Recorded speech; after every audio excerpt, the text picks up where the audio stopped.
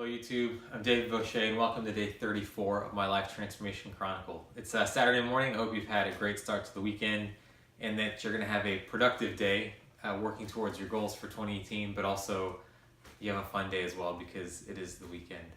I'll just jump right into it. I've already discussed the work-life balance topic yesterday, and so today I wanted to jump into something a little bit more serious based on one of the to-dos I've had to get done in the past week.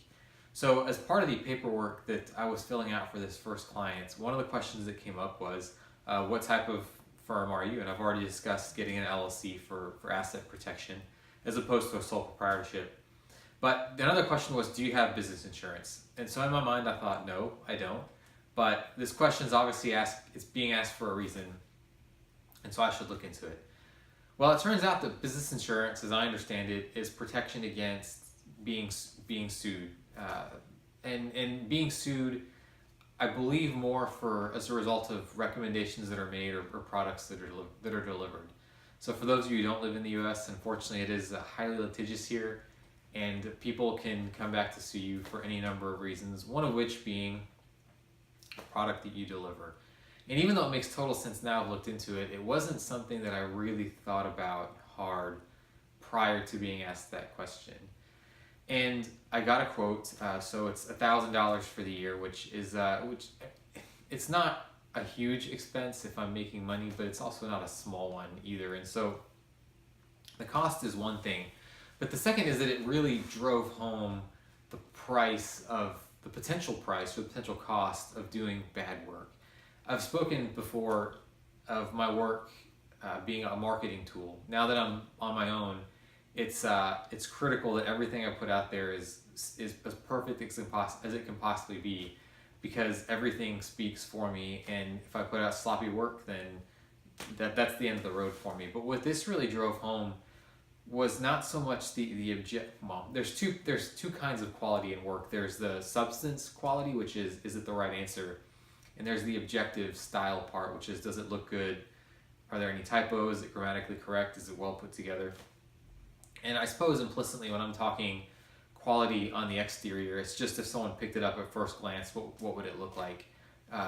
So there's the style piece. But of course, implicitly under that is also, if they get in to read it, it's got to be correct. And so what this process over the course of this week really drove home was that there could be some pretty potentially damaging consequences for me if I turned in work that was subpar or wrong.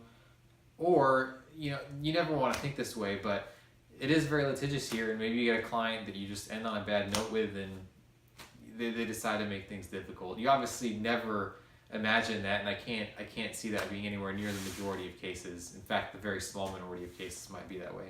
But it can happen. I don't think there'd be a market for this type of insurance if there weren't a precedent for these type of examples. And so just as the quality of my work has to speak for itself, there's also no one in a firm behind me that can back me up, or that can handle a complaint when it comes in, or with whom I can spread out risk and accountability and that type of thing.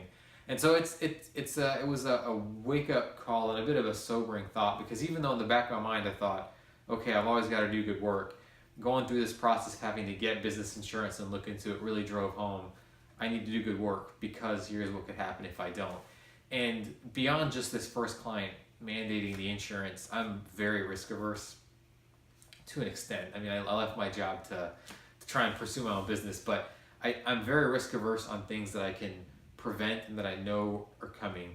So with car insurance, I'm fully liable, or I've got full coverage for liability, excuse me. I've got all kinds of insurance on my house.